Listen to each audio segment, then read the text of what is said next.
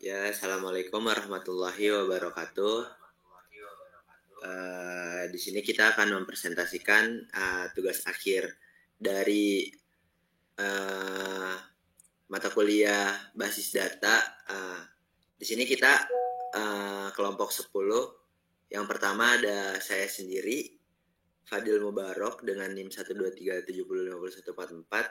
Dan yang kedua ada rekan saya Fardoz Rahman dengan NIM 123705148. Dan satu lagi ada rekan saya yaitu Mada Tiarahma Ahman dengan NIM 12370505124. Di sini langsung saja kita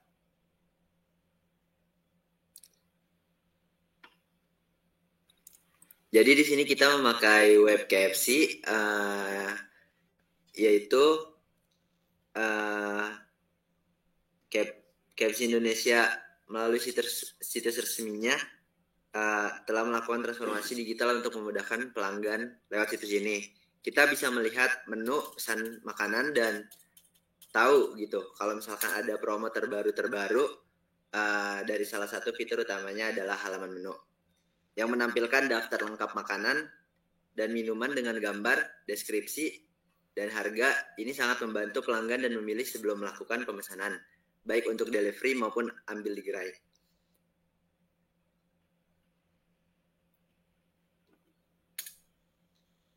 Kita langsung ke fitur-fiturnya aja. Ke web ya. Oke, jadi di sini kita akan menjelaskan demo screenshot halaman terkait, yaitu fitur-fitur yang ada di dalam website KFC tersebut.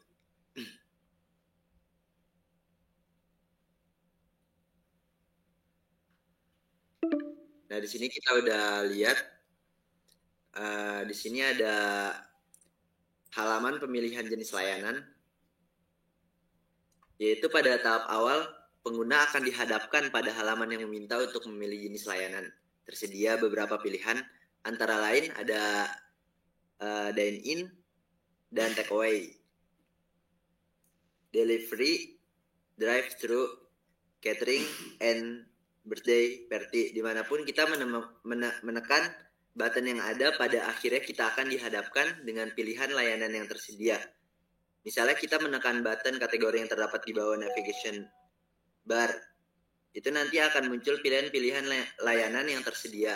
Pemilihan jenis layanan ini sangat penting karena akan mempengaruhi langkah-langkah selanjutnya, seperti outlet yang dapat dipilih serta menu yang ditampilkan.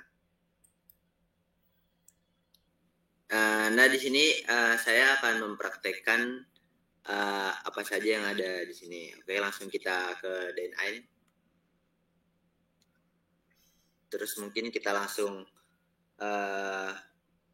ke pemilihan outlet.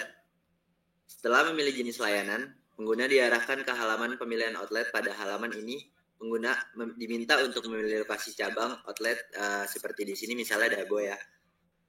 Terus outlet yang dipilih akan menentukan ketersediaan menu karena tidak semua produk tersedia di setiap cabang atau untuk setiap jenis layanan. Dalam pemodelan data, outlet dipresentasikan sebagai entitas outlet yang memiliki atribut seperti nama outlet, alamat, kota, dan hubungan dengan jenis layanan yang berlaku di outlet tersebut. Relasi antara jenis layanan dan outlet menjadi krusial dalam mengatur sistem pemilihan lokasi yang relevan bagi penggunanya. Nah, di sini kita langsung lanjut ke pilih outlet. Nah, selanjutnya ini kita udah masuk ke halaman daftar menu. Di sini, setelah pengguna menentukan jenis layanan dan outlet, sistem akan menampilkan daftar menu yang tersedia sesuai dengan pilihan sebelumnya. Halaman ini menampilkan berbagai kategori menu seperti spesial, combo, KFC bucket, dan lain-lain. Dan bisa kalau misalkan kita mau pesan, kita langsung ke pencet tombol plus ini.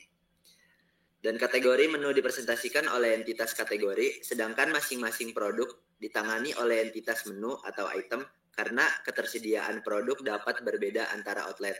Digunakan entitas menu dengan outlet tertentu, serta dapat mencatat informasi tambahan seperti harga spesifik di outlet tersebut atau status ketersediaannya.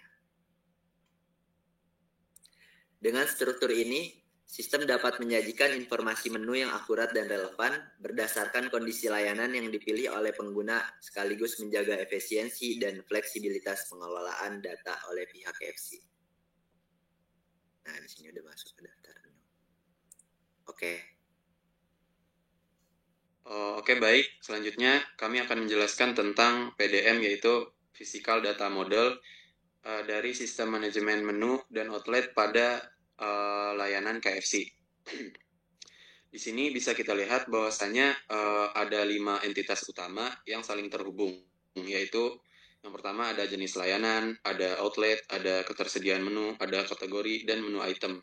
Yang mana relasi antar entitas ini adalah penghubung dari sistem itu sendiri. Kemudian yang pertama ada jenis layanan yang mana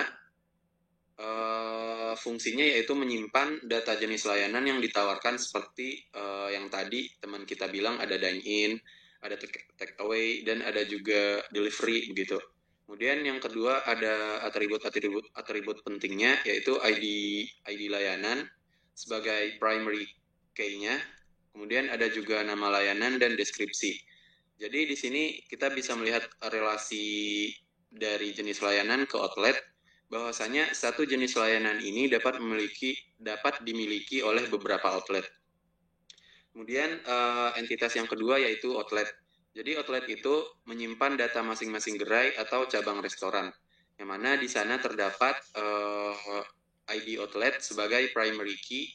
Kemudian outlet itu sendiri memiliki foreign key, yaitu ada ID layanan yang mengacu kepada jenis layanan entitas pertama. Kemudian ada juga nama layanan, alamat, kota, kode pos, dan status outlet. Kemudian selanjutnya ada entitas yang ketiga, yaitu kategori. Di sini kategori itu berfungsi untuk menyimpan kategori menu seperti minuman, ayam, paket hemat, atau spesial seperti yang sudah didemokan tadi, dan lain-lain. Kemudian atribut utamanya itu ada 2, yaitu ID kategori sebagai primary key, dan selanjutnya ada nama kategori. Lanjut ke entitas keempat, yaitu menu item. Jadi menu item ini menyimpan data menu seperti nama, deskripsi, kemudian ada harga, ada gambar, dan juga ada status ketersediaan. Jadi primary key dari entitas menu item ini adalah ID menu, kemudian ada ID kategori, nama menu, dan selanjutnya itu sebagai foreign key. Di sini kita juga bisa lihat status tersedia dari ketersediaan menu tersebut. Kemudian entitas yang terakhir yaitu ada ketersediaan menu. Ketersediaan menu ini menunjukkan status ketersediaan menu per outlet. Jadi kita nggak bisa memastikan bahwasanya setiap menu itu sama per outletnya. Jadi bisa saja di sebuah outlet menu yang tersedia itu nggak ada gitu.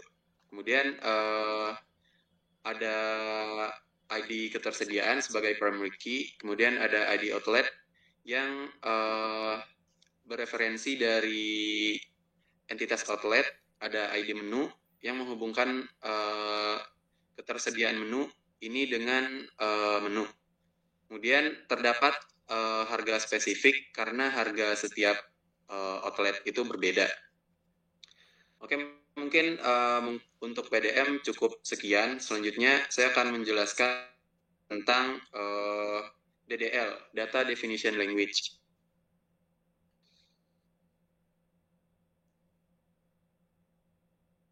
Mungkin di sini ada struktur database KFC yang telah dirancang untuk menggunakan perintah DDL dalam SQL. Yang pertama bisa kita lihat bahwasanya ada create database KFC app, yang mana ini merupakan sebuah perintah untuk membuat sebuah database baru bernama KFC aplikasi. Kemudian yang selanjutnya ada perintah use KFC app, yang mana perintah ini memastikan bahwa semua perintah SQL berikutnya akan dieksekusi dalam database KFC app ini. Dan selanjutnya kita akan melihat banyak tabel, struktur tabel. Yang pertama yaitu ada tabel jenis layanan. Tabel ini menyimpan data jenis layanan seperti dine-in dan takeaway. Yang pertama ada ID layanan, yang mana ini adalah primary key dan auto increment. Kemudian ada nama layanan, yang mana tentu saja ini adalah nama layanan yang wajib diisi. Not null artinya tidak wajib, artinya wajib diisi. Kemudian tabel selanjutnya ada tabel outlet, yang mana tabel ini menyimpan data masing-masing cabang atau outlet. Di sini kita melihat create table, yang mana ini merupakan sebuah perintah untuk membuat sebuah table yang berjudul outlet, yang bernama outlet. Di sini ada ID sebagai primary key dan auto increment. Kemudian ada ID layanan sebagai foreign key. Ada nama outlet, alamat juga, kota, kode pos, dan status apakah sebuah outlet itu aktif atau tidak. Dan di sini ada foreign key, ID layanan, referensi jenis layanan, ID layanan, yang mana bahwasanya ID layanan tersebut bereferensi kepada jenis layanan. Kemudian selanjutnya ada table ketiga, yaitu table kategori. Create table, saya membuat table yang bernama kategori. Di sini ada ID kategori sebagai primary key dan auto increment, dan ada nama kategori yang wajib diisi, not null, yang mana ID kategori ini contohnya seperti yang tadi, ada makanan, minuman, ada dessert, ada spesial, dan lain-lain. Kemudian selanjutnya ada table menu item. Create table sebagai perintah untuk membuat sebuah table bernama menu item. ID menu sebagai primary key, kemudian ada ID kategori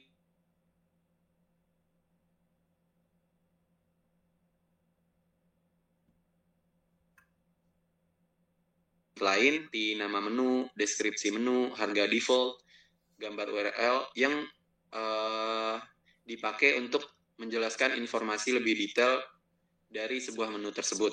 Kemudian ada status tersedia menu itu juga, apakah menu itu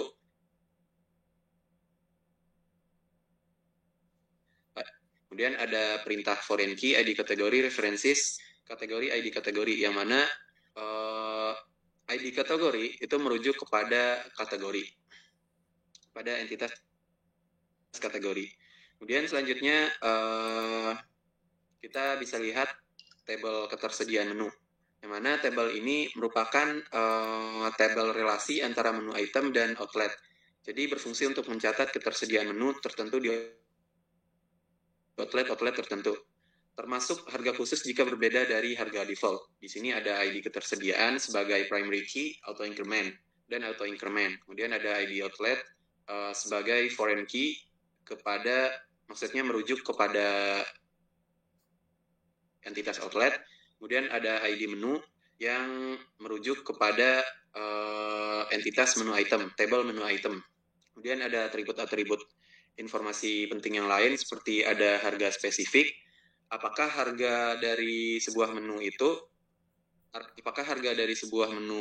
yang tersedia di dalam sebuah outlet itu berbeda dari harga defaultnya. Kemudian ada tersedia, ada atribut tersedia, menandakan apakah menu tersebut tersedia di dalam sebuah outlet. Kemudian mungkin cukup sekian, selanjutnya akan dilanjutkan oleh Mada Atiarman. Terima kasih Fardo. Untuk selanjutnya kita akan menjelaskan mengenai cara penulisan script SQL untuk fungsi insert data dummy. Di sini saya membaginya ke dalam beberapa bagian. Yang pertama ada insert data dummy untuk tabel bernama jenis layanan.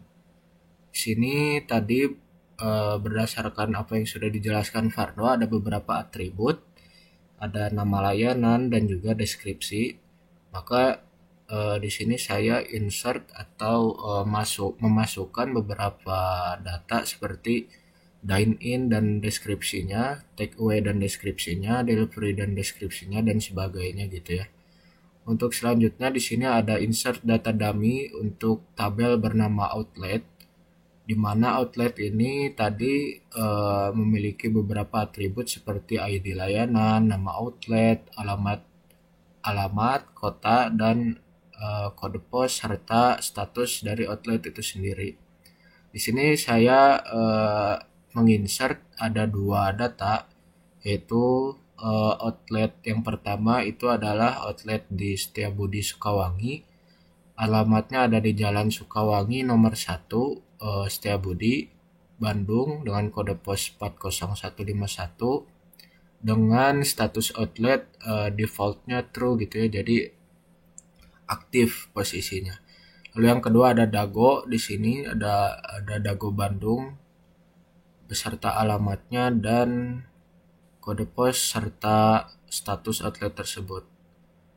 Yang selanjutnya bagian yang ketiga ada insert data dummy untuk tabel bernama kategori.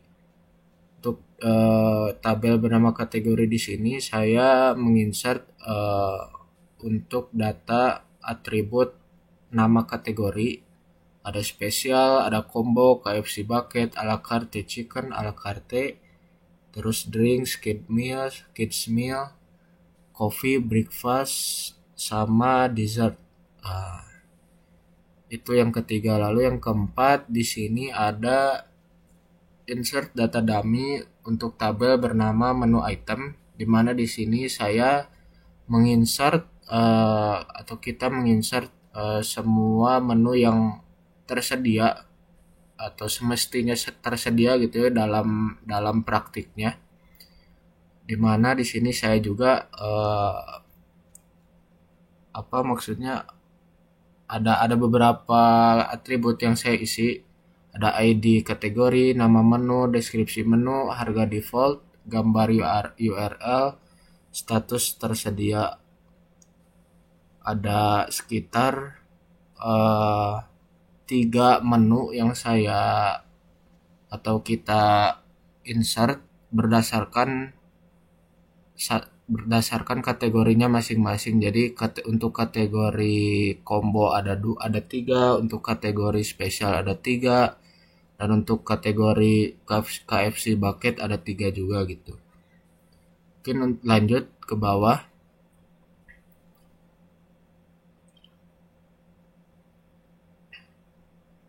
Nah, yang kelima ada insert data dummy untuk tabel bernama ketersediaan menu.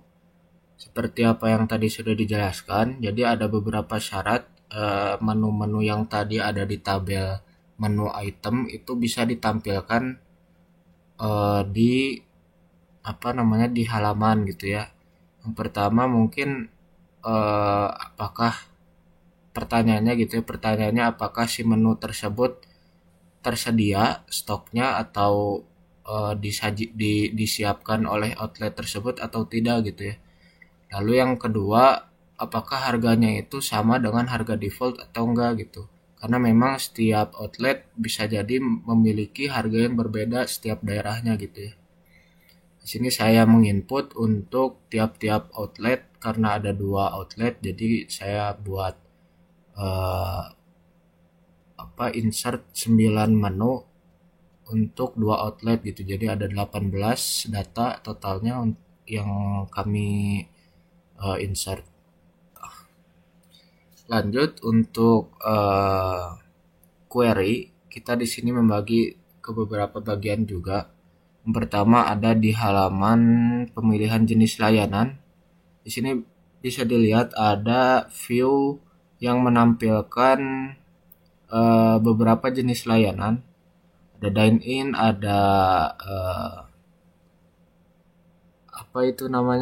take away, masih di atas. Fadil boleh dilihat tadi. ada take away, ada delivery, ada drive thru dan sebagainya gitu ya. Untuk menampilkan data-data tersebut atau jenis layanan yang tertampil di halaman, untuk menampilkannya itu adalah dengan select seluruh data dari tabel jenis layanan gitu ya. Scriptnya seperti yang tertulis di bawah. Lalu boleh di scroll Fadil. Nanti hasilnya akan ditampilkan, ada ID layanan dengan nama layanan berikut deskripsinya. Lalu yang kedua ada view pemilihan outlet. Ketika kita sudah memilih jenis layanan, nanti kita disuruh untuk memilih cabang di mana kita akan membeli makanan tersebut. Di sini saya memberikan contoh untuk gambar yang pertama. Saya menggunakan keyword setia untuk mencari outlet Setiabudi Sukawengi, dan menggunakan keyword Dago untuk mencari outlet Dago Bandung gitu ya.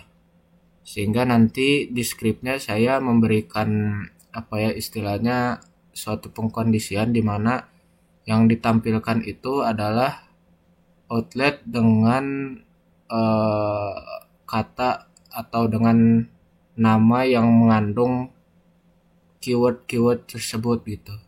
Mungkin bisa langsung saja di scriptnya diperlihatkan Fadil. Ya, di situ ada select,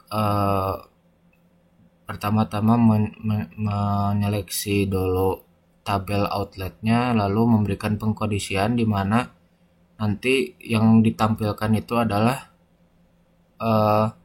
data yang mana nama outletnya itu memiliki atau mengandung kata setia atau dago gitu ya. Lalu hasilnya nanti akan ditampilkan seperti yang ada di bawah itu. Lalu untuk view kategori, di sini untuk menampilkan kategori sama seperti yang di awal tadi, basic mungkin ya, hanya menyeleksi semua data dari tabel kategori dan hasilnya akan ditampilkan ID kategori dan nama kategorinya gitu. Lanjut ke bawah. Untuk view daftar menu, langsung aja ke bawah. Boleh.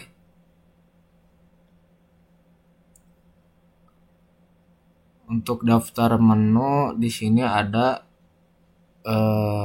beberapa menu yang ditampilkan berdasarkan tiap-tiap kategorinya. Ada spesial, ada combo, ada KFC bucket gitu. Nah, untuk script SQL-nya kita pertama-tama menyeleksi dulu seluruh data yang ingin kita tampilkan. Itu yang pertama, mungkin untuk menjadi syarat kita perlu nama outlet, terus nama kategori, ID menu, nama menu, deskripsi menu, harga spesifik, dan gambar URL gitu ya. Nah, setelah itu ya itu semua kita ambil dari tabel menu item, lalu digabung juga dengan tabel kategori untuk mengambil ID kategori, lalu digabung juga dengan ketersediaan menu untuk mengambil ID menu, dan menggabungkan juga tabel outlet untuk mengambil ID outlet. Lalu di sini juga saya memberikan pengkondisian di mana data-data yang ditampilkan nanti itu harus memiliki nilai true untuk atribut tersedianya, karena memang data-data yang ditampilkan memang harus berstatus tersedia di setiap outletnya. Lalu untuk outletnya itu sendiri harus aktif ya. Satu di sini mewakili arti true gitu. Masih di atas padahal belum beres. Nah, untuk di bawahnya order by itu artinya kami mengurutkan data-data tersebut. Boleh ke bawah dulu Padil, scroll.